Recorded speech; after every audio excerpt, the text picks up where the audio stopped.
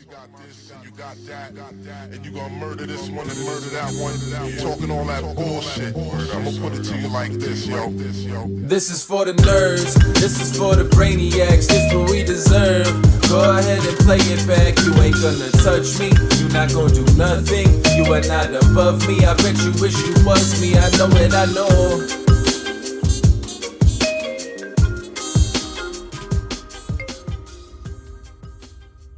What is poppin', everybody, and welcome back to another special episode of the Only Friends podcast. Well, you know, it's me and my only friends, which includes, but is not limited to, Mr. Gatsby. What's poppin', baby? Woo! How you feeling, old man? Looks very, very, very tired. He's in the building. He's been doing things. Look at him. Is he breathing, Brian? He's breathing. He's just relaxing. That makes me want to go to sleep. Just watching him there, just like. He's that dude, man. He was doing this in the sun yesterday, and I got very nervous. He was dead. I walked out. I walked out and woke him up. Oh, he's a good boy. Just getting some sun. He You know? seemed like he had been out there for a little bit too long. Receiving the energy from above, Burke. I'm taking him to a recce healer today. Some Speaking of receiving the energy from magic crystals. A lot of crystals. They're gonna give him a sound bath. Got to get his chakras in line. Anything, man. I just need to, chakras. What is I don't chakras, know. I think. His hips. It's hips. It's his hips. Hips don't lie. No, his hips are like, I picked him up to get in the car and I could feel every fucking bone in his body crack. Oh, no. So I'm taking him to this, I don't even know what they call it. It's a vet, but she goes, you can see our normal vet tech at noon, or you could see our Holistic? Yeah, holistic, aka granola vet. I was like, let's go for granola. He's seen plenty of the normal vets. Let's see what the granola super healer can do for him. Maybe dry needling. I don't know. What does granola have to do with anything? You know, hippie dippy shit. Granola? But why was it Hippies eat granola? granola. You've never heard that term? What? Mm-mm. What are you, crazy? I've never heard that either. I had no idea what you're talking Guapo, about. back me up here. Yeah, I've heard it. Yeah, Yeah, like makes sense. fucking tree hugger, you know? I just want some granola now. Because they don't eat meat. Delicious. You eat granola. Tree hugger. Yeah, but I also eat meat. Yeah. What, you don't like trees? No, trees are great. I just don't want to You like all the things chain that myself to them. that the hippies like. You just like other things that they don't. Yeah, most of the stuff that hippies like, I like my food to eat. Mm. You know? Yeah. Like, you like veggies? Great. My food will eat your veggies, and then I'll eat my food. All, circle of life. I'm just cutting out the middleman, Brian. Who's gonna eat you? Somebody soon, I hope. Whenever the alien invasion's coming, like, I'm volunteering. Just take me with you. Yep. We have a big one today. A lot of stuff to talk about. I never thought I would be spending so much time covering tournaments, but Triton It's that kicked time off. of year. It is that time of year. Triton kicked off. We had the Commerce WSOP circuit kickoff, so we're going to discuss that and the live stream that they put forward. And then the big topic was that our one and only Nikki was the loose cannon on the reboot of PokerStars Big Game. So we're going to get into that just shortly, but first, we gotta talk a little bit of sports ball. Oh man, That's the way this thing kicks off. It's that time of year. Is today Monday? Today's Monday. So the last time we spoke, Paul Skeens didn't let up 6 hits, right? I know you keep talking about these 6 hits as though somehow they're a crucifixion. right? But like, Six Did you see hits, the guy? 3 runs? Did you see the guy? God. Like, okay, so first of all, he gave up 1 run. throws 102 miles an hour. His average fastball was 101.9. He absolutely dominated. I think he had 7 strikeouts in 4+ innings. With 1 or 2 walks. He looked a little shaky. His control was definitely not like ideal. Might But have been some nerves in play there. the kid they brought in, the kid they brought in inherited 2 of Paul Skeen's runners. He struck out the first 2 guys. I was like, wow, this guy's blowing smoke. I think it might have been his first appearance of the year also. No. He definitely hasn't thrown many innings, maybe like 4 innings tops, whatever. And then he proceeds to hit the next batter on the first pitch and not throw another strike. 15 straight balls.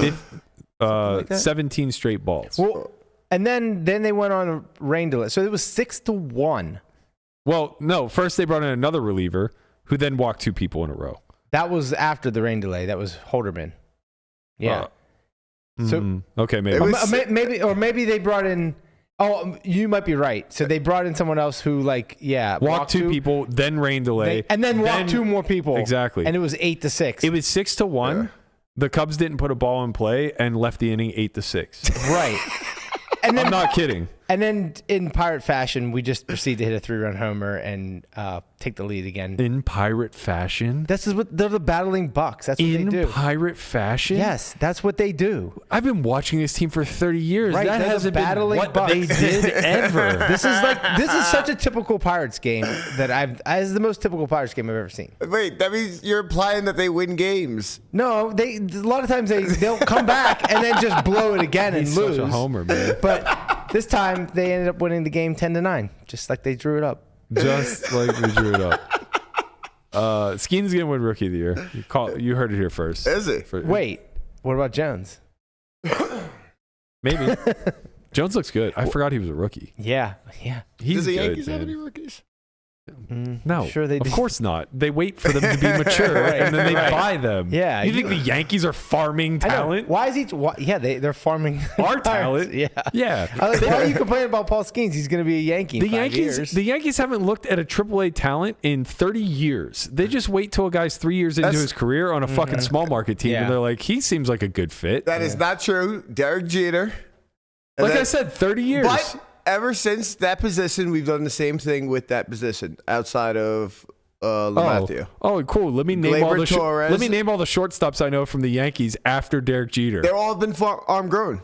Yeah. Let me name them all because they're fucking wonderful. It was that guy. No. And then that guy after him. Right now we have Gleyber Torres, and it's just Volpe. Anthony Volpe. We got a lot of good young talent, and that's the one position that we breed. Other than that, we go by.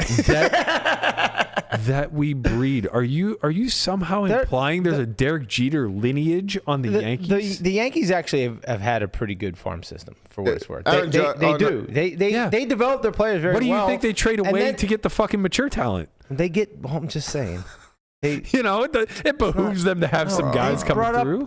They've actually brought like a decent amount of good players, but like it's not like I'm sure they've done better than the Pirates have with their farm club. Yeah, no way, bro. With developing players into very good Major League ball. So players. so you're basically saying excluding like the first draft pick of every year. I'm pretty sure I could name. I'm pretty sure I could name a dozen superstars in the league right now that came through the Pirate system, and I'm not so sure I could name one from the Yankees. Were they superstars on the Pirates? No, but that's that's obviously not the argument. Yeah, it is. What does that have to do with developing talent? The talent's developed in the lower levels. Mm-hmm. And then they leave whenever they're at their absolute peak and go play for the fucking Yankees. I don't know about that. What are you about? You think Garrett Cole wasn't a good pitcher until he got to the Stros? I would say he was a much better pitcher once he got to the Stros. Yeah, because he has a fucking talent surrounding him. No, because they know how to develop pitchers. They know how to. They're like, hey, maybe you should stop throwing your fucking 2-seamer and start throwing a 4-seamer, and then they just started striking everybody out. But the Pirates were like, no, you throw 2-seamers, so you can get those ground balls. Like, fuck a ground ball. We want some strikeouts. Are you talking shit about the Pirates right now? I mean, because when the season first started, we have to move on. I can't Shout out to Charlie. I love the Pirates, the team. The front office, I have some problems with. Shout out to Charlie in the chat. He said, we were discussing a franchise that hasn't been relevant since Roberto Clemente and the sport that is fading. That's not true. They were very relevant in the 70s. Correct.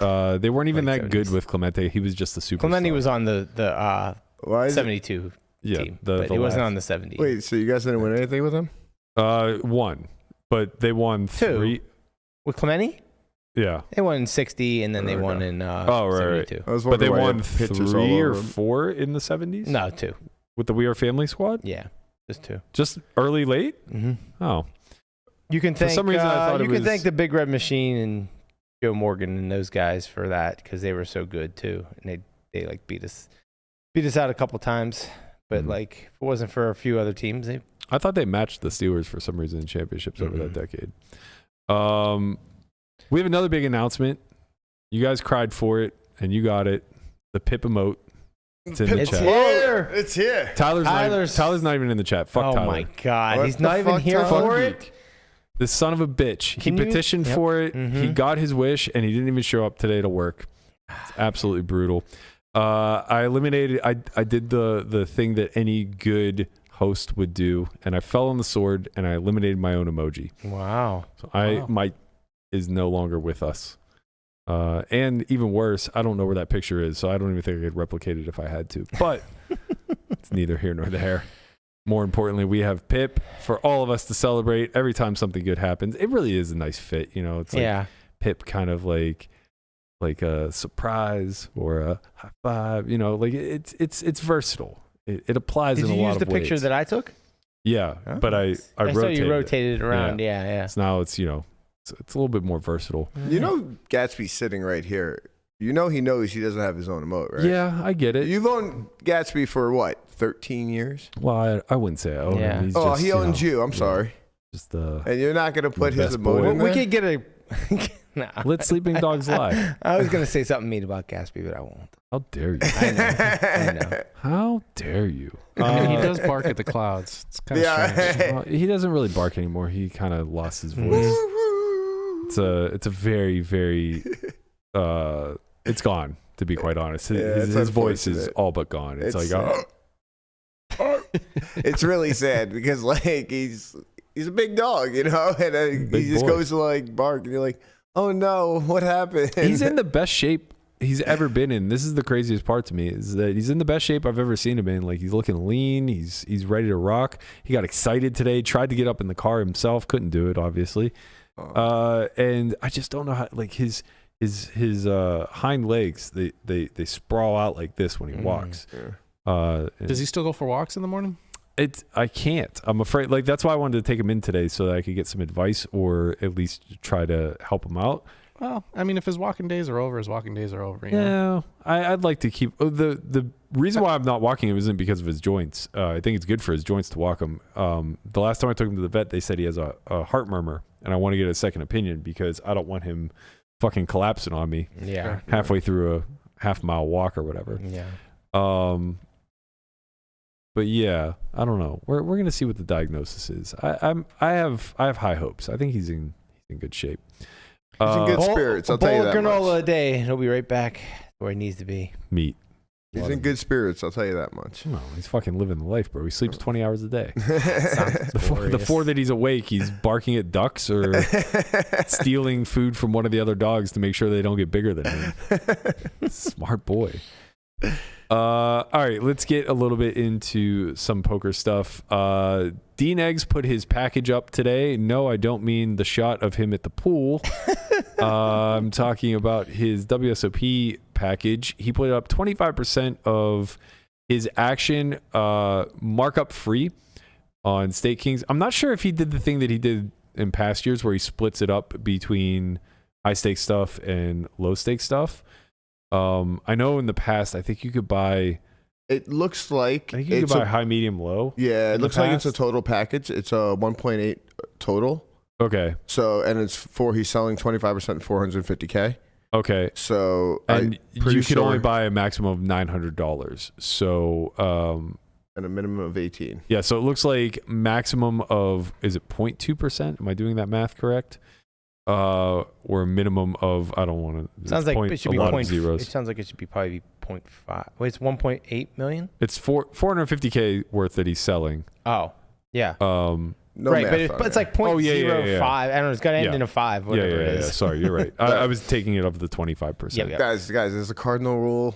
Don't No do math. math. Do not do math Don't do math on air. on air. Quite easy. Just follow the rule and don't do math. You know, just say, hey, it's that number. You can have the maximum share is 0.2% of 25%. You guys do the fucking math. Okay. There's a decimal point, and then there's some number of zeros, and then a 5. You're getting very, very, very, very small chunk. But anyway, Fucking figure it out. he sold 17% before they crashed the site, and I guess that 17% went in roughly a minute.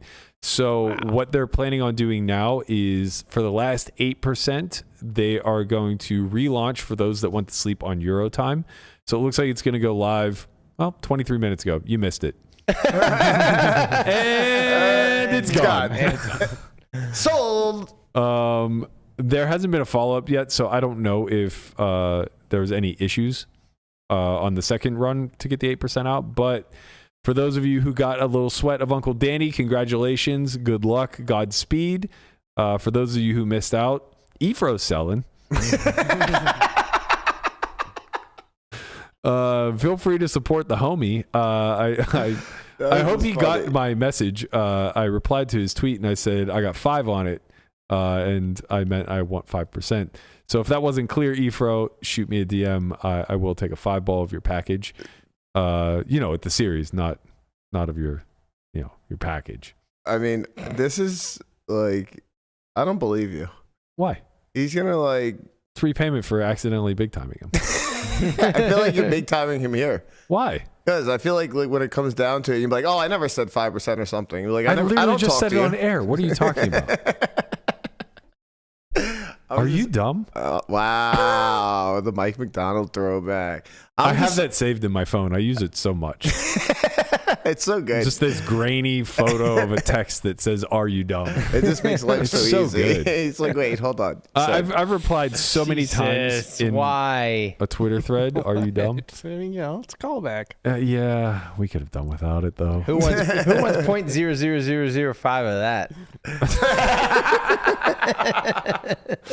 Oh man, who knows? Who knows really? God. There was a turtle delay at one of the baseball games. Lamana got loose in the outfield. Yeah, looks like it was a minor league game, so they weren't gonna throw him in jail or anything. It was a Pirates minor league team. Of course. Yeah, the one down in Bradenton. Oh wow, single A. The Marauders, I believe. Yeah, it has to be. Maybe not even single A. Yeah. This is like a team I can play some for. type of creature on the field. Some type of creature. See, it's not an insult. Right. Told you. It's a specimen. That's right. You know? Mm-hmm.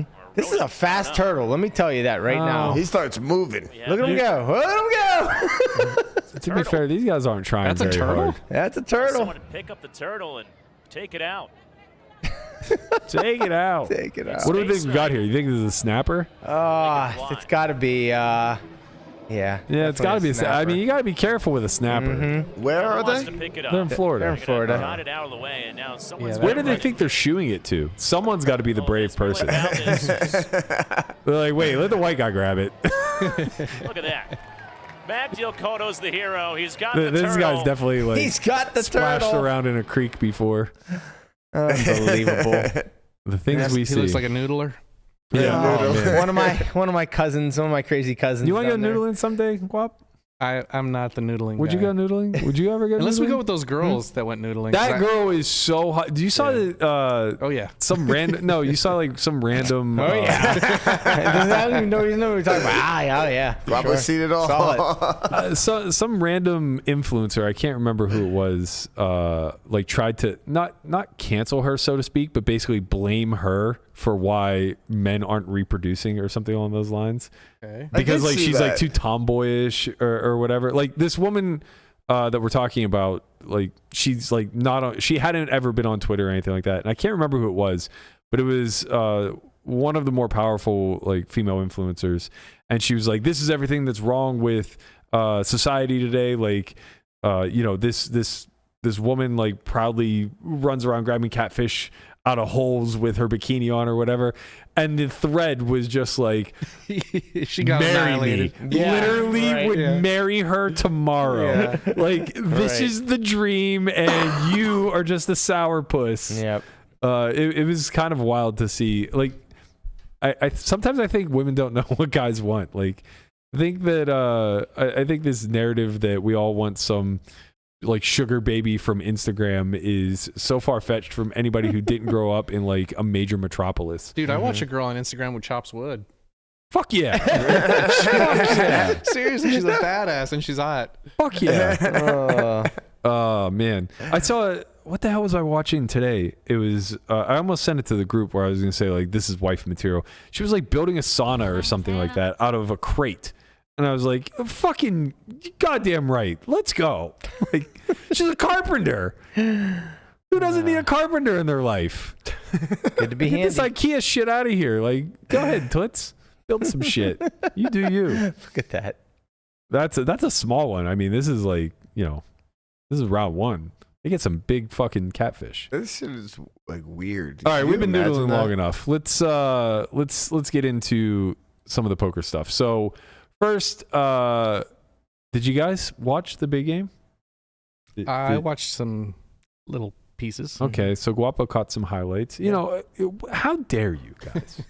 How dare you? First of all, Wait, are we just going to shame everyone? yes, What's going on? yeah, precisely. First of all, we run a poker podcast. Okay. What the fuck did you think we were going to talk about today? Well, It was in the show notes. It was put in the chat. A lot of links up there. But secondly, how get a link. dare you? How dare you? Our one and only Nikki Limo, star of the show. You guys can't find 35 minutes to watch the highlights. I will be watching it tonight, all of it. Oh, great. Well, we're going to talk about it today, so I'm going to yeah, spoil it all. for I you. probably won't watch it tomorrow either. How dare you, sir? How dare you? Well, let me tell you. Let me tell you, I will give you the clips. Right. It was a goddamn spectacle. Oh yeah, what happened? Honestly, I don't even know what happened with poker. I truly don't even remember. I remember all the hands because I'm a nerd, but that's beside the point. What I do recall was this is one of the best produced shows I've seen in such a long time, maybe ever, when it comes to the poker sphere. The set, the camera angles, the cutaways, the interstitched interviews, like everything that they did from top to bottom was not just like watchable, which is usually my bar for poker stuff. Like, is it watchable? You know? Can I tolerate sitting through 30 minutes of this stuff? This stuff was, I mean, this show was, first of all, I forgot Hellmuth was even there. Motherfucker didn't play a hand. What else is new? He limped ace-9 off under the gun, and that was as close to him V-pipping as we saw in the 10 hands that were played in the episode. I mean, it's remarkable. And obviously, like, it's edited down, so like, who knows what he's folding in between. But I think he lost all his money in Bitcoin Latinum. that could maybe be, well, we'll get to this later, but I can promise you he didn't lose any money. He might have lost a free roll. But the show itself, number one, we absolutely need more edited for TV down poker. I totally forgot, like, especially for like people who are just being introduced to the game, how much better it is. It's just so much faster paced. Every hand is something, like, it's a start, it's a climax, it's a conclusion. There's always something going on. And, the things that bother me, like somebody who would actually sit through a live stream and wants to see the continuity from hand to hand, see the flow, see all that stuff, it's not going to matter one fucking bit to the casual viewer. Like, I want to know how Alan Keating was stuck 140,000 by hand 4. But all I have to do is watch the 3 hands prior to know that probably a lot more of that. Just a lot more of fuckery that I didn't get I didn't get to actually witness. Like, I'm sure he just put a bunch of money in pre-flop, missed and folded, or tried to run some bluffs post-flop and they didn't work, whatever the case may be. But the actual show itself, like, I can't give enough props to PokerStars with the way that they produced this. I don't know who the production company is behind the Stars Live stuff, but it's off the charts. And this has always been true. The EPT Lives, PCA in the past, these broadcasts are just fucking phenomenal. And the big game just did not miss. So many little nuances to this production that, I guess maybe I catch because I'm always looking with a bit of a critical eye, because I want to start to see, I want to see poker production move and grow in the industry. And I know that, like, we're so live stream focused now, we've kind of lost the art of producing shows. But I pick so much up whenever Travis and Nate are here filming Poker Out Loud, like this past season 10, or I guess like season 11 that will be coming up shortly. They do so much wonderful camera work, like catching a reaction in like a tight side profile shot. Like, you just don't get these shots ever in these live streams. Right, and we get so used to the monotony of just cards being dealt around in a circle, hands taking place, pots brewing, money exchanging hands, and moving on to the next. And it just becomes this churn of volume as opposed to anchoring me, the viewer, in some sort of capacity to the character, to the results, to the underlying game at play here, which is what's happening with the big game and the They're loose telling cannon. a story and it's not just poker. Yeah, but the impressive thing to me is that if you don't even watch any of the interviews and don't hear any of that like B-roll type stuff, B-roll is the wrong word, but like the underlying character building, even if you didn't hear any of that, they do a great job of kind of like detailing the story of a hand just through the shots, right? So like there's an actual arc to each hand. And I think that that's something that's greatly lacking in the live production. Would you like to see it go back to like the live poker being? Go ahead. The live poker being the exception, not the rule, because that's how it used to be. Where like that's how it was. It was all edited poker. It was very well produced, and then there was like a point where people were like, they're just showing these hands, and like I want to see all the hands. I want to see how they got to where they got to, and I want to see every hand. And then we're like, well, we can do a live stream, and then they started doing live stream, and then it was just everything's a live stream, and there was like very very little, I think, produced edited poker. I think there's a way to serve both I actually audiences. still prefer that. I still prefer a format where you get to see the single raise pots, like the one and done, like. But maybe it's because I'm a purist. I don't. Well, you're also kind of studying. Yeah. Right. Or you're trying to learn a little bit from the stream. I think there's a way to serve both audiences. Yeah. I think that what WSOP does is pretty on par with that, where they are, serving the live stream in real time, and then they're taking all of that footage and breaking it down for TV later.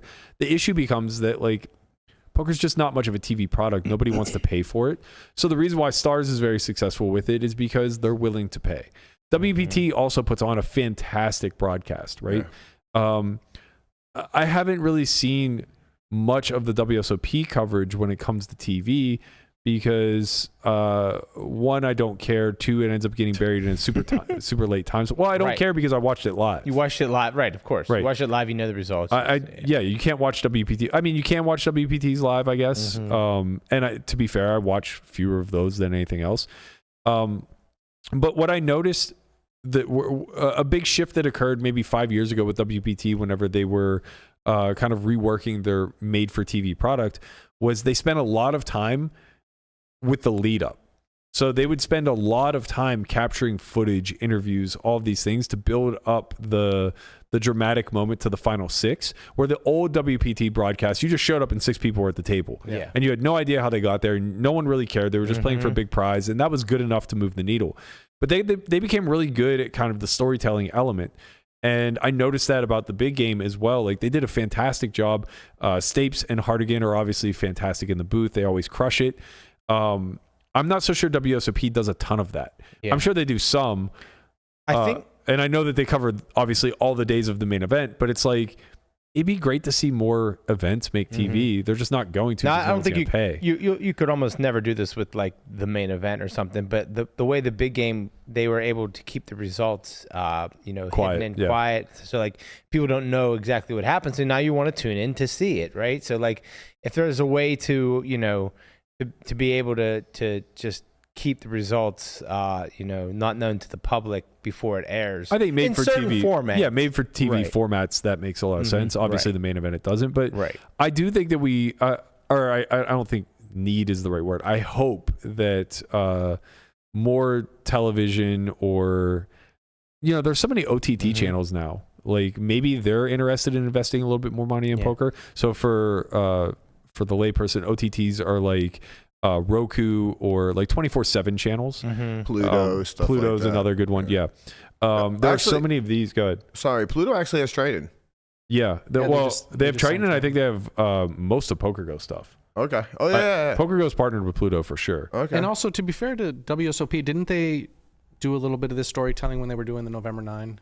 Yes, I remember them doing like stories like that. I'm in a very, very, very, very small minority that thinks the November 9 was a really great idea. Yeah, I didn't like it. I still think it's a great idea. I think that it would be wonderful for everyone involved. Like, I get it. You give them the ability to brush up, and maybe November was too far away. Maybe it should have been the August 9. I don't know. Yeah. It's like watching a series on August Netflix and they don't have the whole series up and you got to wait every week. You Like, know, no- the no October thanks. 9 sounds good. Yeah. That sounds smooth. The October. The October. The Octo 9. Yeah. Anyway, we're tangenting. Yeah. We did Are that. we? I think that I think that like this to me highlights that there's still a lot of meat on the bone for poker television. We saw And- Game of Gold, right? Like how great that was. And it was, Yeah. you know, it was along those lines, right? It was edited down. Nobody knew the results of who won, who Right. didn't, how it played out. So like all that stuff is intriguing to the audience. So, I mean, the more we can get of this, like you said, there's a space for both, right? We got big events like the main event. Yeah, that probably should be live. It's tough to edit that down and keep it quiet. But then we also have, you know, shows popping up like the big game coming back and then Game of Gold and then maybe something else comes along. And before you know it, we have a whole catalog of both. Right. Yeah. I think that's a really good point. All right. Getting to the actual show itself. If you didn't know any better, you would think Keating was the loose cannon. Well, he's, you know, naturally. He at least, look, respect to Keating, man. He at least, he got the memo. He knew what a loose cannon was supposed to do. And it's funny because, you know, we got to talk to Nikki after the fact, but not really very much prior. And for someone in her shoes where the biggest cash game I think she's ever played was like 5-10, maybe 10-20, unsure. This is a lot of money, right? You're playing 10, 20, maybe 50x the stakes that you're usually playing. And yeah, it's a free roll, but it's also a timed free roll. So this becomes the tricky thing. I think they said in the introduction of the show, I think they play 150 hands.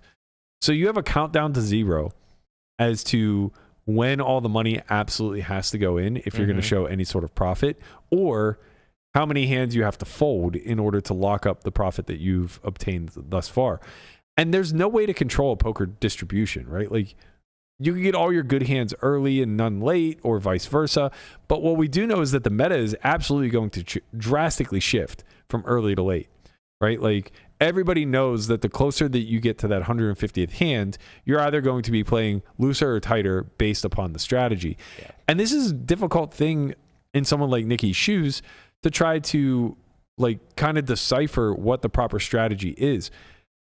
From my perspective, and granted, you know, it's like I'm probably able to kind of like take the emotion out of this and just see the opportunity for what it is as a game. It's literally just shoveling as much money as humanly possible when you have high equity. Yeah, just trying to looking for gamble. You're just looking for the best gambles you can find, and you just want to try to win all the money. I don't even know that it's necessarily about gambling until you're down to those final certain number of hands. Sure. Right? Maybe with like 30 hands left. But you're still going to be on like a pip or two, like just outside. I don't even necessarily know that's the case. What I'm saying is that every single spot that may mix, call, or raise because you're that high up in your range, I would just always raise and not worry about balancing. Okay, yeah. And I think like that's the simplest way to communicate like how being the loose cannon changes things. Yeah. Right? You're just so heavily incentivized to put a bunch of fucking money in the middle when you have good hands. And I think what ultimately ends up happening is the opposite, where the opportunity is the 50,000 in front of you, and you cling to it so tightly that you actually, every single node that you fall into that's supposed to play raise or call, or even ones that are just pure raises, it's easy to gravitate towards the passive action because you never risk going broke that way. And that becomes like really contradictory to what the goal of the game is, which is not to last to the final hand. It's to last to the final hand with more than $50,000 in front of you, right? Now, I have no idea. I mean, that's not true. I do know the outcome, but based off of having watched one episode, have no idea what the trajectory will be. Nikki finished the episode, I think, up like 25,000. She played 2 hands versus Keating. Keating had fucking premiums in both of them. Really, really unlucky, Alan. You know, you check raised like pot and a half on 8-7-6 two clubs with ace 3 and the 3 of clubs. Unlucky to turn that ace of clubs, man. I mean, that's a tough one. But actually, like, I'm giving him shit, but honestly, like, that's exactly what you should do versus loose cannon, right? Like, you should punish kind of like the fear or apply the fear tactics on these board textures where it's like, well, what the fuck are you c-betting here? Like, you're going to need the nuts to continue. And Nikki had a set and was like, just called flop, check back turn, and then just called a 1 big blind bet on the river. Because, like, what if you get shoved on? That feels bad. Well, he kind of did what he was supposed to do. Yeah. Like, I'm busting his balls, but he plays like the loose cannon. Yeah. He's just like, yo, I'm 8-7-6, and I have free money to burn in front of me. Check bomb. We're out here. Let's go. Let's put in as much money as possible, and if she jams, then I have a very easy fold. That kind of thing. The other one was, it was actually the first hand off the deck. She flatted Queen 10 of hearts, and it came, I believe, Jack 8-7 2 hearts. So gut shot flush draw with an over. Keating had prime opening hand under the gun 1 with King Deuce off. Very very unfortunate. He actually got sucked out on pretty bad here. I think he c-bet the flop. She called turn offsuit king. I mean, how do we not win this one? Fucking brutal. It is. River 9, and Keating hit her with the $200 bet, which turned into a $4,000 raise into a 10K pottish, I think. He paid it off because he's a nice gentleman. And, I think I would just be piling money in here on the flop. See, now this is the opposite of how you want to play against a loose cannon here. You don't want to pay them. That part, that part's very true. Like, Nikki actually played as though Alan was the loose cannon. Oh, okay. I understand. So every time they were in a hand together, their roles actually reversed. Nikki was like, okay, he's the loose cannon, so he has any 2, just trying to get as much money in as possible. So I'm going to play good cards, and I'm going to wait till he puts a bunch of money in, and then I'm going to raise him. Okay. And it worked. There was another big hand between Alan and Jennifer Tilly that was fun. Honestly, I'm busting his balls, but like, there's no worse feeling in the world than being all the action in the game, and every single time you go to showdown, they have a set.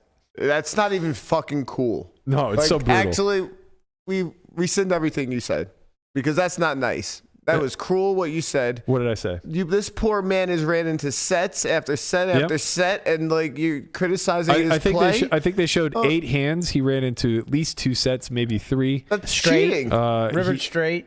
Yeah, rivered straight. That's cheating. I mean, these are 5-card hands, man. That's. He tried to run one reasonable bluff where he actually had outs, and he ran right into the top pair. Listen, if I want to see 5-card hands, I'll play 5-card Omaha, okay? I don't want to see fucking 5-card hands. It's very fair. I mean, nobody has earned their seat more than Keating in these televised. Honestly, he like, deserves it. If I hope it all comes back to him tenfold. I hope, like, for every 100,000 that he dusts off on TV, he finds a million in these LA home games that he's running. When you give away this much, when you give this much action, you do deserve it. Like, it's just like, whatever, man. But you get drunk on it. It's hard to turn it off. That is true. You've been there, huh? Oh, No, yeah. who hasn't? It's really bad. And like, then you just start fucking around, and it's a continuous thing because it's a one long session, obviously. Right, so right. you just Except fucking it's continue not. to do it until you just break. Except it's not. Like, after like 10 hands, you've just conditioned the entire table to wait for sets. Yeah, exactly. And you're like, I'm winning all these pots. No fucking problem. I'm going to steamroll these guys. It's like every time you play a reasonably large size pot, they have a set. Unfortunately for Alan, they came into the game like with that mentality. When there's 8 other people looking for sets, they're gonna find them more often than you think. Yeah, especially when you're not making just any. one. Yeah, exactly. That's true. But yeah, it was a lot of fun. I can't say enough good things about the first episode of the big game. Looking forward to watching the rest of the season. Another friend of the family, Lily Newhouse, is the other loose cannon. So we're gonna get to see her in the second half. I think these come out weekly. Is that right? Yeah, it is weekly. I'm pretty sure. Okay, so either once a week or twice a week. We're not really sure, but I would imagine it's probably going to be 8 to 10 episodes total between. I'll be the more two. prepared next Monday. Thanks. Same. Good job. Moving on to WSOP circuits. we got a couple updates here to discuss. First and foremost, the Cherokee main event circuit is now playing down to a final table. It's actually probably... Is it? It's at the final table. It's still at the final table? Yeah. Okay, so who do I recognize at this final table? I recognize the dude in the orange, but I don't know his name. His name is Chris George? No, that's not Chris George. Chris George is CG. Yeah. No, he's an online guy. And then the one and only circuit goat himself, Maurice Hawkins. Final table's another. There's a great story to this. So Jess Wellman it's a story adjacent to this, but Jess Wellman tweeted this and said, "Remember that epic poker league event where all the people Chino owed money to were waiting at the cage? I would pay to watch a feed of the payout desk when certain people bust from this tournament." So I was there at that EPL when Chino won. And to give you guys some backstory, the EPL... This was at the Palms, wasn't it? Yep. Correct. Yeah. It was at the Palms. The EPL Epic Poker League was started by Annie Duke, and it was meant to be a qualifier. It was basically similar to like the high roller circuit now at a price point most people could afford. But the difference was you had to qualify your way in. So it's kind of like the PGT free roll at the end of the year. That idea is very similar or adjacent, if you will. So the notion was that if you had a certain amount of, I don't know if they used Hendon Mob back then or if it was some other qualifier, but basically if you fell into the top, like let's say the top 100 of Hendon Mob, you would qualify as a member of the EPL. So you could play any of their events. And I believe they were mostly all 10K buy-ins. Outside of that, they would run satellites. They were like $1,500 buy-in satellites. And if you were in like the top 500, I believe, you could play a satellite to try to get into the main. And I only know that because I was playing a bunch of the satellites to try to find my way in. I wasn't ranked high enough to auto qualify, but I was high enough to play the satellites, I believe. So this one was the finale prior to the $1 million free roll. Now, the way the EPL was set up was they were taking money out of every prize pool, setting it aside, allegedly, for a $1 million guaranteed free roll that the players would get to play at the end of the year. And I don't remember if it was a $1 million prize pool or $1 million guaranteed the first, but it doesn't really matter. Anyway, Mercier made this final table. I was going to say Jason was there, right? That's why we were there. So Jay made this final table. It was at the Palms. He was one of our closer friends at the time. He was backing Alan Berry and Brent Hanks. And we all went to support him. It was like right at the height of Mercier. I want to say that this was happening and maybe like the NBC heads up was somewhere around the same time frame. I just remember sweating him a bunch in a very short frame of time in like 2009-ish. He was just like picking off six-figure scores like they were like candy. Yeah, I mean, just no big deal. We just win everything. He was the Jesse Lonis of 2009. So we're there railing him, and I want to say he got like third or fourth place or something like that. I believe it was third. Maybe it was fourth, yeah. And Chino goes on to win for $1 million. And Jay sprints to the payout line. Like, where the fuck is he going? Turns out Chino owed not just Mercier, but pretty much half of the poker community. And there was a mob, just like, I'm exaggerating, obviously, like, you know, artistic license here, but there was a crowd of people that were waiting for Chino to get paid out. And if I recall correctly, the story ends with him like privately getting paid out and just ducking everyone.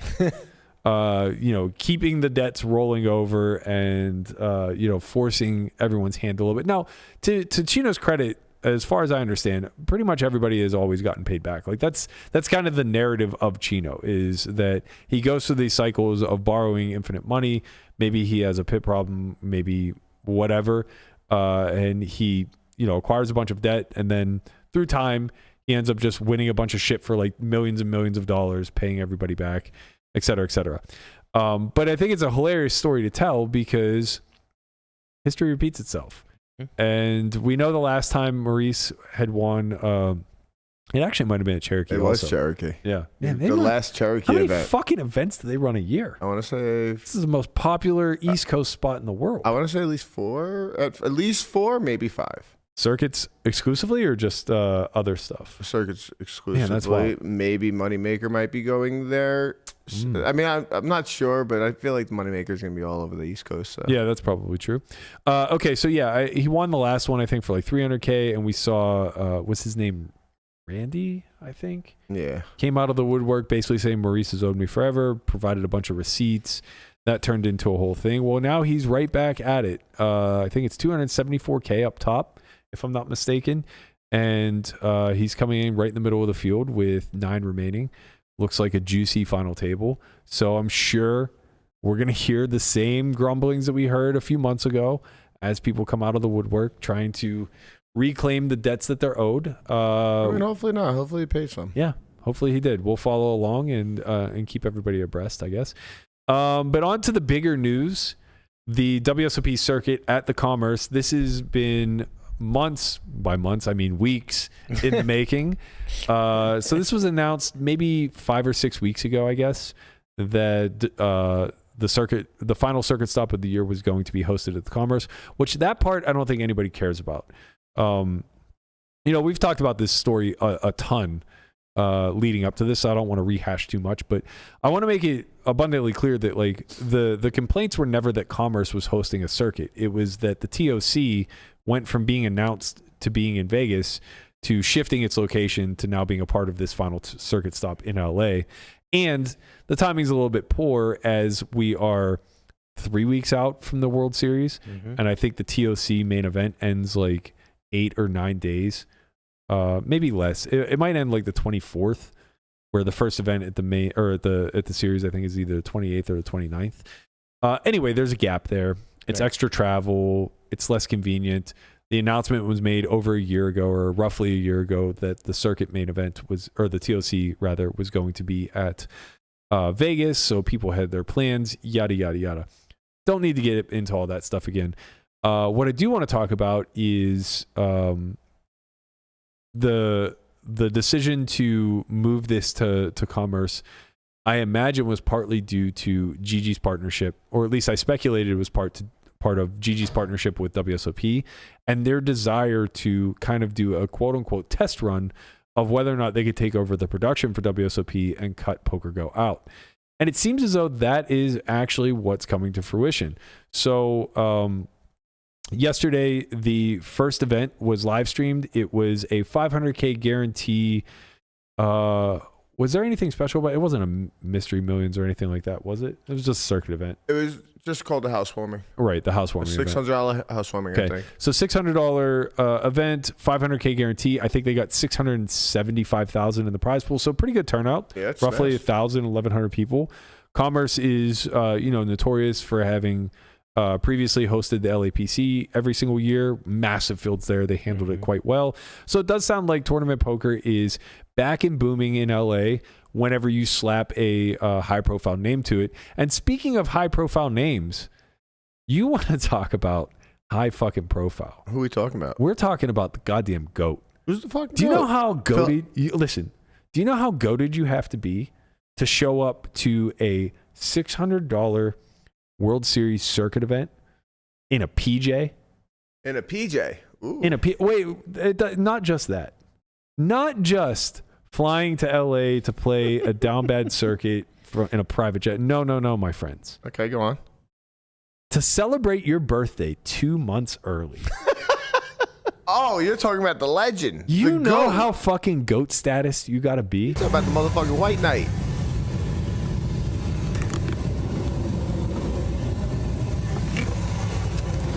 All right, here we go. Flight to LA, where I'm going to play some tournaments at the Commerce Casino, including I'm going to host a $2,000 or a $1,000 8-game mix on Wednesday. Play some other tournaments and play the Tournament of Champions. Best birthday weekend of my life here with the besties. So honored that our guy Elon Musk stopped by for 10 minutes. Now I'm all cocky. Elon came to my birthday party. I'm so cocky. Shut up, Phil. Yeah, shut up, Phil. Stay focused. No time for ego. I love Phil. No time for ego, he says. I love Phil so much. I mean, like, Like when do we get the reality show? When do we just get the Hellmuth 24/7 cam? Because I'll pay any fucking amount. I mean, honestly, it is surprising that he doesn't have his own reality show yet. I mean, him and Mattisau should just do one together. Honestly, it'd be nothing but What great a great content. odd couple. It'd be nothing but great It content. would be Like, the best. We would just talk about it every day on it. Like this show would just become a reaction show to their reality show. Right. And I'm here for we it. would be the Bravo of poker. I mean, happen. like, Let it fucking incredible. The tweet literally says, "My 60th birthday is actually July 16th." Guys, it's fucking May 11th. Like, bro is just out here 2 months early with his besties, bro. with his besties. Elon stopped by. Well, you know, like for some people 10 say, like minutes. it's my Listen. birthday week, or they say it's my birthday month. It's a birthday quarter. No, I was gonna say birthday quarter, but it's not even in the same quarter. His Listen, birthday's in guys. Q3. It's Q2. What listen, are we doing guys, here? There's no time for ego, okay? No time for ego. Put it away, Phil. You're gonna go mash these circuit events. I hope he wins a bunch of fucking rings. Honestly, like I've come full circle. I'm leaning into the cringe. I love everything Hellmuth does. I want to see more of it. I want nothing but cameras following him 24/7. We used to want this out of Ivy, and you still kind of do, but it's only because of the mystique. Yeah. Right? Like he's so mysterious that you're just like, oh, I wonder what actually is going on there. No, fuck that. I want to see Phil Hellmuth. I want to see that 10-minute interaction with Elon. Yes. Oh, I need God. to see. Please. I need to see him Yes. schmoozing with Elon. Hey, Elon, you watched me at the final table last year? Could you imagine? It is, just so it is good. funny that how would he interact with someone like of Elon's Stature? stature? I don't know. Yeah, like I don't the know, richest and man in the world. I like, want to know. Yeah. I want to know. That's the thing. Like, would he be humble? There's nobody above can Phil, Elon okay? Musk humble Phil Hellmuth? There is no one above Phil Hellmuth, okay? Let's start there. Nobody can. Start there, okay? That you'll get your answer real quick. I can promise you nobody in our industry is going to humble him. No, that's for no, sure. of course not. Bro had Elon Musk at his premature 60th birthday party. Like, it's over. On to the actual poker, though. I was pleasantly surprised. I tuned into the stream yesterday, and though I'll admit, like, aesthetically, it's a bit of an eyesore. It's, again, very dark and, not particularly well shot or anything to, like, brag about. But for a dry run, it was engaging. They hired Platt and Hanks to do the commentary. Always love listening to those guys. And I was very surprised how much I tuned in to a down bad $600 MTT. Did Berkey just give a compliment? Kinda. He said down bad. That's fine. No. Just the idea of playing a $600 tournament is what's down bad to me. Gotcha. But that's just to me. The actual watching it play down, like, it was so refreshing, I think, from my perspective, to watch an average 600. Like, I want to watch more of this than I do a Triton final. And that's not to take anything away from Triton. Love Triton. Love PokerGo events. I watch them when they're on, but the problem is that they're on a lot now. So it just gets a little bit redundant and a little bit repetitive. Whereas, like, I want to know who is out there battling to be the next Jesse Lonis. I want to know who's, like, out in the streets trying to climb the ranks and get out of the $600 and the 1Ks and win their way into the 3K. Like, who's going to be challenging Elias in the WPTs moving forward and all this stuff. And honestly, like, this gave me all of that. And it helped that with 23 left, Christina Gollins won a pot worth like 2x the next stack. Infinite. She got it in with kings versus ace king versus ace king. First fives. Versus fives, right? Wait, fives? How was Fives fives was in there. She opened. It might have been short. She opened fives jammed. Okay. Under, well, five should have still folded, but that's also that is the beauty of these events, right? Like, the way the action goes, she opens under the gun, fives jams under the gun, one for like 15 or 17 blinds, like a big jam for a small pair, and we get to watch this because guess what? These fucking mistakes don't ever happen in a high roller. We just see fives hit the mark, and we go, oh, yep, I guess that's standard now. The first ace king calls, the second one folds. No, the first one. No, I'm saying at Triton. Oh, yeah. maybe, I don't know. Who knows? I don't know. The way the action went, it's tough. But it also is a 9-handed table. Oh, whatever. Go on. Ace King in the small blind rejams. Ace King in the big blind covers everybody. He has like 11 million in chips. He reshoves. Christina had, or he didn't have 11 million. I'm exaggerating. He had a lot of chips. He had everybody covered. He rejams. Christina snap calls off. Ends up being like an 8 million chip pot at like, I don't know. It's 100 big blinds, I think. Yeah. So over like, 100 big blinds. Yeah, so like 8K big blind. Yeah. 7K big blind, something along those lines. She just holds and then just kind of goes coast to coast. She held the chip lead for the majority of the final table. Only once they got down to like 3 or 4 handed, she relinquished the chip lead, but only momentarily. And you know, it's not that like the poker was so fantastic that you're watching elite play from top to bottom. And it wasn't even that there was like a bunch of characters to follow or anything like it was casual. It was casual but meaningful. And it just reminded me, and you know what, maybe it's just the timing of it all, right? Because it's weeks out from the main or from the World Series. And it just reminded me all over again of like what we were doing when we were coming up, when we were sweating every Tuesday night, all of the WSOP coverage. We're watching the fucking crew win a stud 8 or better tournament as if we gave a shit about stud 8 or better, but like we cared about the people that were you know, kind of rising in the ranks, becoming somebody in the industry at the time, because that's what we strive for. And so like, you know, even if I'm not the target audience, I think the general populace will love this kind of stuff because it does give them the inspiration of like, oh, well, fuck, I can go play a $600 event, have $110,000 up top and get it televised by GG Poker. Yeah. Not by like some down bad assy stream. You know, this is GG and Stars are the 2 biggest sites in the world. And we saw what Stars is able to do with production. If this is GG's dry run, like, look, there's a lot of things that I could criticize here. But again, if it's their first attempt, great job. Weren't any hiccups. The graphics were great. The action was followed pretty well. They got 2 fantastic commentators, like really watchable. I mean, it wasn't their first run. First run would have been in Bahamas, but yeah. Wait, no, that was Poker Go. Oh, sorry. Yeah. Oh, yeah. I completely forgot about that. Yeah. All right, yeah. So then you're right. Well, now you know. I know. And I think that's, you know, again, doubling back to the old premise of like why commerce for the TOC.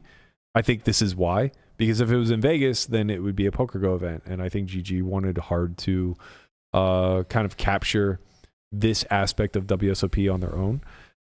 You know, they run a bunch of WSOP circuits on their platform. So it seems as though that's the direction we're going here, where GG is kind of trying to take over WSOP circuit while Poker Go still maintains the rights to WSOP summers. And who knows what's going to happen in the next 6, 12, 18 months. Maybe there's a merger there. Maybe there's a buyout. I don't know, but it definitely looks like this is the direction that it's going. Still some issues, obviously. You see James Hardigan saying, cash the WSOPC housewarming at Commerce for $1,280. Now I have to work out what hoops I need to jump through and paperwork to file to reclaim the $250 that's been taken by the U.S. government. Whoa. So it's so silly. That's absurd. Well, it's California tax. You know they withhold. 7%, right? Yeah. That's way more than 7%. Yeah, Well, he's probably getting withheld also federally because he's not an American citizen. I think, if I'm not mistaken. Yeah, but that's like 33% of his winnings. That's absurd. I mean, I know Canada gets heavily taxed. They're withholding 33%? I know Canada gets heavily taxed. It's almost half. You only profited $600. Almost 700, yeah. Oh, they count the whole thing as... No, it should be it's just on it's $680. probably 50%. $680 worth of profit. Well, no, it's 7% for California and then probably 33% for federal. But the federal, for sure, they can get back. Like any countries that have tax treaties with us, they get it back. They just have to jump through hoops. Like I know when Espen won the main event, he had to provide like an EIN, and there was a lot of hoops they had to jump through. Same thing for like the Canadians, and this is commonplace. But it's the additional 7% California tax that he'll never see. There's just, you know, there's no fighting that. You have to demonstrate losses in the state to offset, and you have to have in the state. I guess. Yeah. Wait. That's how you have to do it. Yeah. Right. You can't say don't live here, so I. No, I mean, obviously they don't care. Think about right. professional athletes. Yeah. They get taxed differently when they're on the road. So they get a game check for playing in California. It's less. That's true. Yeah, it is.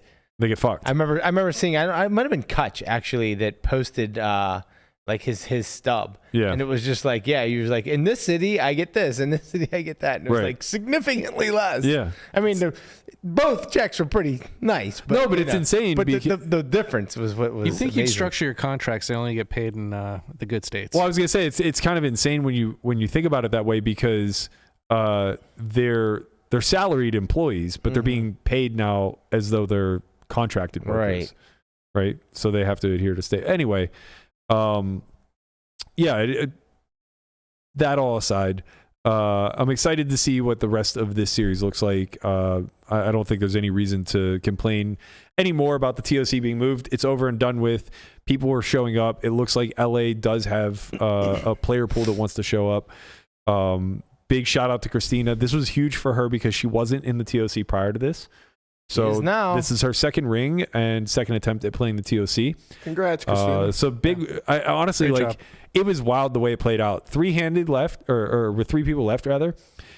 She had, I think she had 8 million. She has 8 million. Small blind has 8 million. No, small blind had like just slightly had her covered. 9-ish million maybe. Okay. And then the big blind had 16 million or slightly less. No, he had 17. 17. Okay, yeah. He had like half the chips in play. Yeah. She opens ace king off on the button. Small blind, who I guess I heard Platt say in the commentary, it was his first live tournament ever. He 3-bets smallish to like 6 big blinds. And so like him and Christina are like, I want to say 35-ish blinds effective. Big blind then wakes up with queens and jams. So Christina kind of chuckled and said like, this is going to be the most epic fold I ever make, and like lays down ace king 3-handed, which is crazy. Yeah. It's crazy, but it's like not crazy, and like, you know, the big blind needs to be jamming like pretty fucking tight here, even though there's ICM. If Platt knew that was this guy's first tournament, so does he. Right? And Yeah. she's For well sure. aware of like what's going on around Absolutely. her. So like, Yeah, for sure. That's very true. So anyway, she folds like without much thought at all, and the small blind obviously calls off with kings. So kings versus queen 6-6, no problem. Yep. Yeah. Ship it to my man. And honestly, like, it was so crazy. If that didn't confirm that this was this guy's first tournament live, I don't know what else could. He takes the worst fucking beat imaginable, but obviously he's getting 50K for third place. Just stands up, all smiles, shakes hands, heads right to the payout. You would have Can't wait to get my money. You would have to take my shoelaces in a spot like that. Like, you're telling me that I'm playing a chip lead pot where I have the guy as a 4-1 dog, and he's just going to rip a queen right in the door card? Like, get the fuck out of here. So it looked like it might be all over for Christina at that point. She's a 3-1 dog going into heads up. And I think she doubled second hand. She got that dog in her. And within like 8 hands had the chip lead and never relinquished. Wow. Just Amazing. Straight bulldoze. It's all over. Ship the ring and her seat into the TOC. So that's one more person that's going to be there for the TOC. You know, it's poker's popping right now, man. This shit everywhere. LA, Texas, Borgata, and Montreal. 2 big overlays though, Borgata and Texas. Yeah, Texas got steamed. 462K overlay, My I think, God. at the lodge. That's well, you know, it's Nowhere to park. and the fucking tortoise. Tell 'em, tortoise. Yeah, and What are you Borgata doing? also got hit. Yeah, they were. 100K. I don't know. I saw Poker Boss tweeting that it was looking like 500K, but I think it was far less. I think they end up getting 100. So they have registration 100's going. not bad. 100's like, you know. Yeah, it was. You'll They had, live. they had registration going into day 2 for like the first 2 levels. I'm pretty sure it's the same structure as last time. So that cleans up a lot of that real quick. Okay. Yeah. I mean, this summer is going to be wild. It was wild and crazy last year. It's gonna be bigger. Here's a little. Can't wait. Here's a little food for thought. I don't want to discuss it too much, but I want to throw it out there. The room cost at Horseshoe this year is like 50% more expensive than it was last year. Really? Yeah.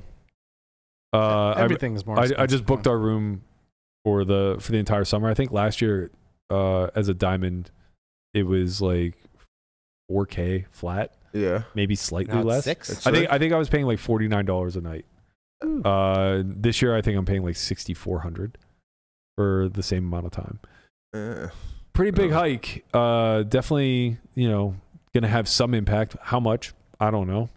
But Got a room, huh? You plan on being there a lot? no, I was there. I was barely there He's gonna last play year. every event. Every event. He's just gonna be in there firing away. You're gonna get yourself a bracelet this year. We'll see. See? I'm telling you. Berkey's gonna win a bracelet this year. The room is for Landon. I'm making him pay for it once he wins this fucking WPT. That's fine. I think that's fair. It's fair to all. All right. Landon needs to get his rest. He's got a big summer ahead of him. He does. Let's wrap this episode with a quick in the muck.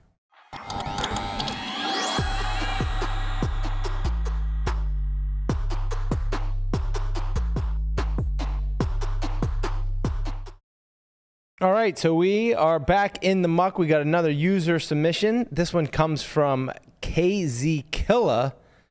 Oh, he be in the chat. Yeah, you know KZ Killa. He's in Absolutely, there. every Right, day. yeah. What's popping, Yeah, Casey? they're playing, I think they're playing a 1-3 game. And let's see, so they're about 675 effective. So a little over 200 blinds. And we got mid-position limps in. And we have the ace-3 off in the cutoff. We decide to ISO to 15. We have ace of spades, 3 of clubs. The big blind comes along, and the limper folds. So we're heads up to a flop of 7 of clubs, 5 of spades, deuce of spades. And we're check 2. We bet 20 into 34, and we were met with a check raise to 60. We decided to call with our gut shot and backdoor flush draw. And we drill the 4 of spades, giving us the wheel along with a redraw to the nut flush. And now we get led right into, we go check raise. So yeah, so now the big blind leads 75 into 150-ish, about half pot. We decide to call, and the river is a queen, offsuit queen of hearts. And now we get met with 225 into 300. And we call and Just are shown Has to be like king, queen of spades. 8-6 of spades. 8-6 of spades? Yeah, so for a pretty big draw flop for the big blind, who then just turns the flush and we turn the straight. So we're in the muck. I don't know, Burke. I like the way he played this hand.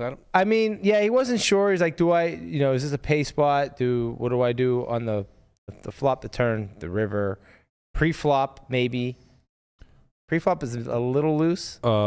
Pre-flop is... Pre-flop, it was just single raise pot. Oh, no, that's right. Pre-flop's he There's one ISO'd. limper, and yeah, Yeah, he there's one ISO'd. limper, and he ISO'd, and then was met with a call from the big blind, and then the limper folded. Yeah, the Well, ISO is maybe... I'll ask you guys the question. Do you think this hand is an open if it folds to him? No. I think No, it's not. I think it's not an open. Well, I'm going to defer to Guapo because I know he knows his charts, but I think it's close. I don't think it's close. Maybe It's like not. ace 5, Ace ace 5 ace off. 8 is You like might want to yeah, call, cut off. but like Guapo ace is 3, correct. ace deuce, no, ace No. 3, Ace 5 opens. ace 5 off opens. Yeah, I think ace 5. Yeah. But like ace 6, ace 7. Right, those are don't. folds. Right. Yeah, this is not an open. Yeah. And it's definitely not an open after After a limper. limper. What you have to understand is like even if you're in a weak environment where people are choosing to limp, you have to recognize that like they're still cherry picking the hands that they limp with. Mm-hmm. So it's not like they're choosing hands that ace 3 off play well against. So isolating here comes at a double cost. Number one, it comes at the cost of having a bad hand versus a curated range, even if that range is too wide and full of bad hands itself. And then number two, it comes at the cost of bloating the pot, right? You have to risk a lot of chips in order to isolate somebody that you consider to be a fish. Mm-hmm. So KZ wrote in the chat, he goes, it was a fishy player that limped. I want to isolate him. It's like, right. yes, you do with good hands. Yeah. Mm-hmm. You don't with bad hands. Like ace 3 off is total trap. You never, this is how I made a living off of limping in tournaments for like a decade, is that I would limp and people would isolate with hands that would not open if it had folded to them. Right. And that's an insane adjustment to make. At no point would a hand that is not profitable, had no one entered the pot, somehow become profitable when someone voluntarily put money in front of you. And like that should be, try to really understand that, because it does. You could see how someone could think like, well, okay, worse players, and now this hand becomes more profitable because, For sure, because I get to play against an inferior opponent in position. So it's like, sure, right, but it comes at too much of a cost. Like the other thing. The other aspect that used to happen a lot that never happens any longer is people would 3-bet hands that they would not open if folded to. Right. Like these hand classes, the offsuit ace dust, right? So someone that they thought was too loose or was a bad player or whatever the case may be would open, and then they would 3-bet hands like ace 3 off. But if it just folded to them in that exact same position, they would fold ace 3 off. And that's like a crazy. I get it. It's an extrapolation of like, oh, ace, good, powerful card to have, but it's taking it way too far, obviously. And you can't discount the players left to act in the hand. Correct. As well, right? Now you got 3 players behind you, right? How are you have to increase the size that you're now opening, which is costly. There's a lot of reasons why I think that this just can't really ever VPIP in this spot. It's just too costly and too expensive. As far as like what happens thereafter, I actually want to say, especially against a loose player, like if somebody's loose in action, like you don't want, like you have to barrel, like you have to put more money in to win the pot. Right. Like Well, if he said it's- this person if was it's passive. He said that the limper was a loose passive player. fishy player. Okay, I took it as a different word. All right, yeah, I was gonna say. In 'cause, the, like, in the actual. but Conrad's thing, point is valid, right? Because when you make an ace, it's either just going to get him to auto fold his nothing, or it's never good because he's just going to limp better aces. Yep. And when you miss, it depends how you miss. Like if you miss on 7-5 deuce, that's a really good board for your hand, but it's a great board for the limper. Yeah. Right? So like now you have a hand that's like supposed to be your grade A bluff that you barrel off with. But if you start barreling with this hand, you're just going to meet infinite resistance from the limper because he's going to flop sets, he's going to flop draws, he's going to flop 2 pairs. He's You mean flop in a different scenario? Okay, yeah. Right. But I think it might apply here also. Versus big blind. It's difficult to say because it's tough to know like how the big blind is constructing. So I guess like I'll just speak the theory first and foremost. I imagine that in this particular situation, your hand obviously with the ace of spades serves you incredibly well as the type of hand that will mirror or match your top of range, right? So it's a hand that's capable of betting 3 times. And you'll have other hands that are capable of betting 3 times. Pair plus flush draws, sets, straight flush draws, things along those lines, right? So there is a nice desire to bet this one on the flop at a really high frequency, theoretically speaking. But when you step back out and look globally, you're not c-betting this board at an incredibly high frequency, right? It's probably going to be like 45% c-bet frequency, I would guess. So you do have a lot of checkbacks. And now it becomes a question of just pragmatically, how does the big blind respond? So when I choose to bet ace 3 high on this particular texture, what hands do I give a tough decision to out of the big blind? That's the first question you want to ask. Secondarily, you want to ask, like, how capable is he of check raising, right? And I think the general assumption is that, like, these environments are just drastically under check raised. Right, for sure. Right? So that might lean me towards wanting to play a little bit more passively because the scenario that presents itself is like a nightmare where you do get check raised and you're handcuffed because your hand is way too strong to fold with a gut shot and a backdoor flush draw, but you're up against hands that are so much higher equity than the one that you currently possess. Exactly. That you don't ever really get to earn any money through a call. It's like one of those memes where like the car is just going sideways because you're like, I don't know what to fucking do. Like when it just splits in the road because it's like, okay, we can barrel here because we don't have a good hand really. Right. But at the same time, it's like, I kind of want to see what goes on here. He has way better fucking equity here. We're just in shit. We're up Shit's Creek kind of. Yeah. It's difficult because, none of the ways that we improve really feel all that clean. Like When the 4 comes off, we just lose the 6-8, and that's a problem. That still doesn't feel good. Like if a 4 comes off. That's what I'm saying. Yeah. Like there's no hand that we turn that we feel comfortable putting our stack in the middle with. Yeah, I agree. And that becomes really problematic. So honestly, practically, I know theoretically we would never bet fold this candidate, but practically versus a range of hands that's drastically under bluffing, I would probably just very quickly fold flop. And if my intention is to bet fold, then I would probably just check. At least check this some of the time. You just result to checking them because like we have the ace of spades in our hand. I would just check this one. 4. I would just check this one more because I know big blind's going to defend hands like 6-8 more frequently. And then I would choose to bet hands like ace-5 with the ace of spades. To be honest with you, ace-deuce with You the think ace he's of spades. calling with 6-8 when you're ISOing from the cutoff? Yeah, it's a 1-3 I feel like game. 6-8's not in there. Listen, the 6-8 suited, like it's just a 1-3 game. You're big From an blind. isolation like, raise, I'm saying. I understand. But it's like 15. It's a normal open. Yeah, Like, and he doesn't feel like concerned about the limper. Okay. But what I was about to say is, fuck, I lost my train of thought. Okay, move on. Oh, sorry. It's you kind of want to just see the turn though, and like, well, you don't care. Your hand doesn't have that much of a desire to realize. Again, but you can bluff later. Sure, but you know, its primary properties are wanting to bluff. Yes, it wants to be a triple off candidate. So honestly, like I think bet folding is completely fine because it really comes down to how is your opponent constructing his check raising range, right? He's gonna have all the sets. He's gonna have all the combo draws. You're blocking the nut flush draw, right? So it's like when you get check raised, it's just like he just has hands that are bucketed into 60+% equity. So like just bet fold. It feels dirty, but like that's the exploit. It's like when we that's how you punish these guys. When we have the ace of spades, his draw is going to lean more towards 6-8 kind of. Like yeah, or 7x of spades. Yeah. 7x of spades is detrimental to us. Like you can just have 7-6 of spades, 8-7 of spades, all of these things. The issue is that like the point is that whenever he has such a high concentration to having hands that are already made or having spades in them, then our ability to bluff future streets is gone.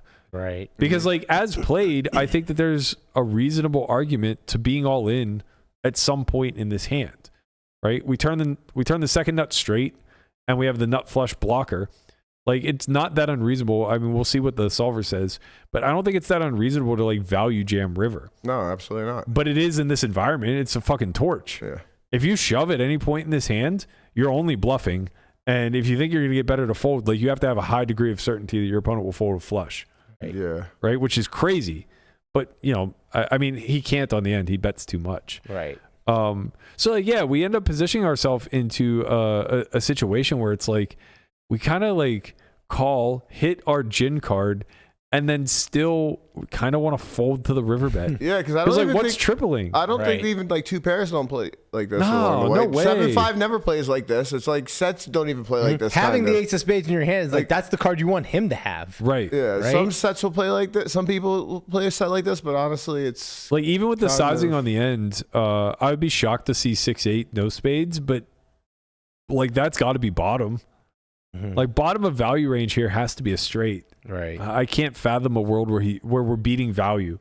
So it's like now we're literally bluff catching with the second nut straight, and we have the bluff card. Yeah, I mean, I sometimes will rarely see a set, but it's in there. Like, look, everything that we're talking about here is theory adjacent, right? Because as played, theoretically, his hand's totally fine. Just fold pre. But after you don't fold pre, every single decision that KZ made was theoretically correct. I'm confident in that. Like when we look at the sim, I'm very confident that the only thing that we might see a shift of is it might jam some of the time on the river for value. Really? I mean, with the ace of spade block, like I could see it being reasonable, but I'm not saying it's going to do anything that's pure, right? No, of course. Maybe it doesn't actually. Maybe not, but like point is that theoretically KZ played the hand completely fine. But I think this is a great illustration of why people say GTO doesn't work in my environment. It's because theoretically we're assuming that the big blind has a fully complete check raising range, and I'm very confident that in the 1-3 games he just doesn't. No. People gravitate towards hands that have high equity and are easy to play on future streets, period. There just isn't going to be any 7-8 of hearts here. Like even in 10-20 games, they don't have the they don't have like in a 10-20 game they'll have raise. ace-7 with the ace of spades, right? Right. Which is reasonable, or ace-7 with the 7 of spades. But like even if they have that, they have that, they're not going to play that turn and river the same. Like they're not going to barrel it off. There's no reason why. What do they go from value / protection on the flop to semi-bluffing the turn to fully bluffing the river? That's an unnatural progression for a hand class like that. So I think I think what we have to calibrate when we're talking about applying theory to low and mid stakes is how the theory changes when ranges are bastardized. And that's exactly what we're looking at here. The check raising range is so nutted that our response now has to change because the theory of a nutted check raising range has drastically changed what the response will be. I don't think KZ understood what you said when you said I didn't have. He said I didn't think I had enough behind to jam river, but your value jamming is just so you have the ace of spades. Yeah. I wasn't implying that turn your hand to a bluff. That you should turn your hand into a bluff. All right, let's run through this very quickly because I got to get out of here and take Gatsby to the vet. All right, so what we see here is Big Blind actually gets to play a fair amount of leads, but let's assume that he's never leading in this particular spot, as I think that's probably pretty reasonable, especially given the hand that he ended up showing up with. And the reason I do this is because when you lock for check, it really does alter imposition strategy a ton. It's why we harp on Nikki not to dark bet, because if you study locked checks out of position, it really changes what you get to do in position. Okay, so you see 40% here is the kind of pre-selected size. We are going to see ace-3 get in there, and when it has the ace of spades, it ends up being a pure bet. Again, that's no shock. As I mentioned, this is our candidate to kind of like barrel. His exact candidate, ace of spades, 3 of clubs, actually does mix checking in a little bit, mainly just because it blocks those backdoor draws like 4-3 of clubs. Okay, so what did he choose in real time, 40 or 50? Yeah, 30. I think 35, whatever. It doesn't matter. 40 is going to be close enough. Yeah, he chose 2/3. Yeah. So actually he went bigger. That's right. Two. Yeah. His hand does pick this size sometimes, so let's follow that path. So he went 2/3. The response here you can see is going to be a small check raise at about 16% frequency. So just dead click. This is a stone min raise, which is actually smaller than the size chosen in real time. So let's go ahead and change that to 3x, as that's the size that was chosen. And I presume that we're going to see that, in theory, KZ's still going to have a continue. So the raise comes through less often. It's going to be, again, when we look at where the raises are coming from in the filters, it's highly concentrated to the strongest equity hands, straights, sets, 2-pair a little bit of the time, over pairs, if they even exist. A lot of top pair is going to get in there. And then the board is wrong. 7-5. Oh, you're right. You are correct. Good call. I was going to say, what's... No, isn't it 4? No, it's just right. I was gonna say 5 spades, deuce. yeah. I was going to say, wait, what's straight? I paused. I hung on that. Yeah, that's what I you hung got on that deuce for so long. That actually changes out of position. They never get the lead now. So that's good. So now I imagine the 67% won't come through. It's just going to be B40. Oh, no, I'm wrong. It's the exact opposite. It is a mix between 2/3 and full pot. So let's get rid of full pot. We'll move forward. And I imagine we're going to see the same with ace-3. Yeah. So again, when we have the ace of spades, pure, including the candidate that we have here. It also goes pure with the 3 of spades. It's just a nice bluffing candidate. It is. There's really no getting around it. That's why we see this taking place. So the 2/3 size, good job recognizing that in game. We can see again, it still only plays pure click. Let's go ahead and alter that now to a 3x size, which should change our response somewhat.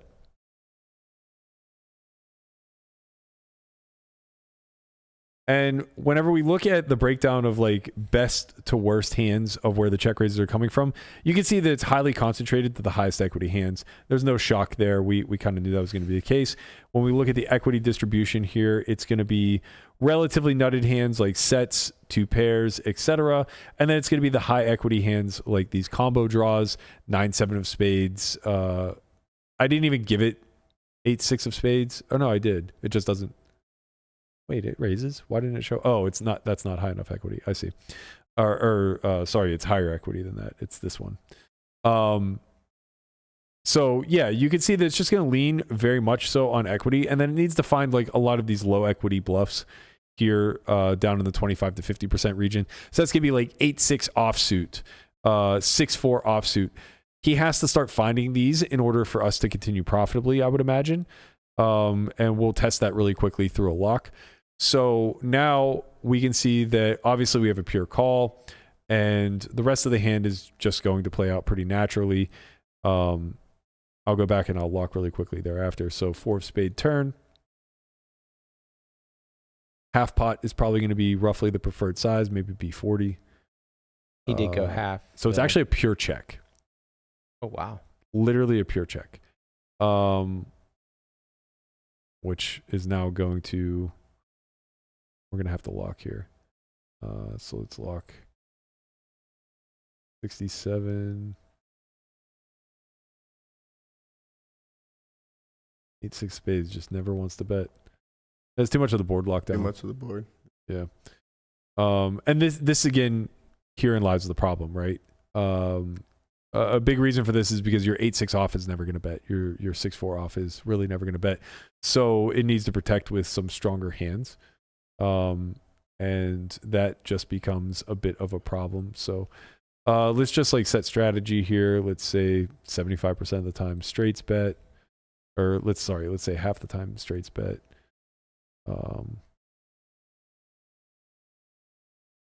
0, there we go. So half the time straights bet. Let's say that flushes bet 75% of the time, and then check the other times. Same with straight flushes, that's good. And then everything else, like pretty low frequency. Okay. Now let's lock.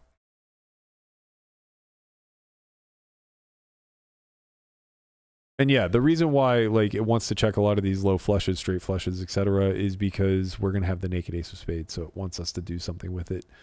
We're also gonna have like no spade hands, like pairs, over pairs. Yeah, that we're just gonna fold to like B67. Okay, so now we see that ace 3 actually starts to. It does start to raise, but with the 3 of spades. So it wants the straight flush blocker, not the ace of spades. So I'm not really surprised by that. It just plays pure click again. It's just way high up in our distribution. It's one of our best hands. Ace 3 with the ace of spades, just going to play call though, as KZ did. River was what? Queen of hearts. Queen of hearts. And then you bet 67 again. Is that correct? Yeah. So, I mean, 8-6, it kind of can do whatever it wants. It can go 2/3. It can jam. It can even check to protect. Ace 3, pure call. No surprise. It does do a little bit of jamming with the 3 of spades, as I kind of mentioned. And again, that's not a bluff. That's just going to be the bottom of value, I would assume. So theoretically, as played, everything's totally fine. Now, if we go back really quickly and lock for his check raising range. So actually, let me go in the unlocked one. Change this board. Do the deuce.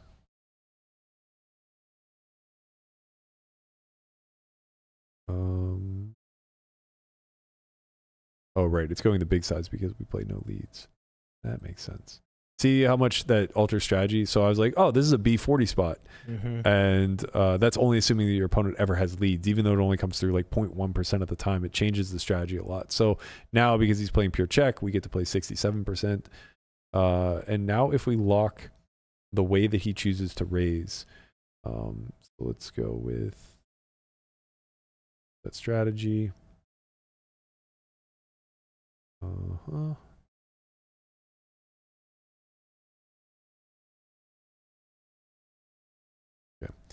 And let's just go. Let's say he always raises a set, always raises 2 pair, always raises combo draws. Let's say half the time he raises flush draws. What about some overpairs like He's not 10s, gonna have any 9s? overpairs. I don't think he's gonna have any, but like they're in there, Yeah. and the top pair's in there a little bit. Yeah. I also think we can just like second pair never raises. No. Whoops, I meant to do that. The second pair never raises. Third pair. We're basically what we're doing is we're saying that he never has bluffs. Right. Yeah. Right. So we just simplify that, and then we fix it over here. So combo draw 100%. The other flush draws, let's give him half. And then let's assume that like he just doesn't raise open enders, or Which I think is reasonable. That's very yeah, or reasonable. like very reasonable. or like backdoors. Yeah. No. Very reasonable. All right. Let's no block those. So really all we're testing is if we face a range this tight, does ace 3 with a spade Fold. now start folding? Oh, we have to change the size too. Oops.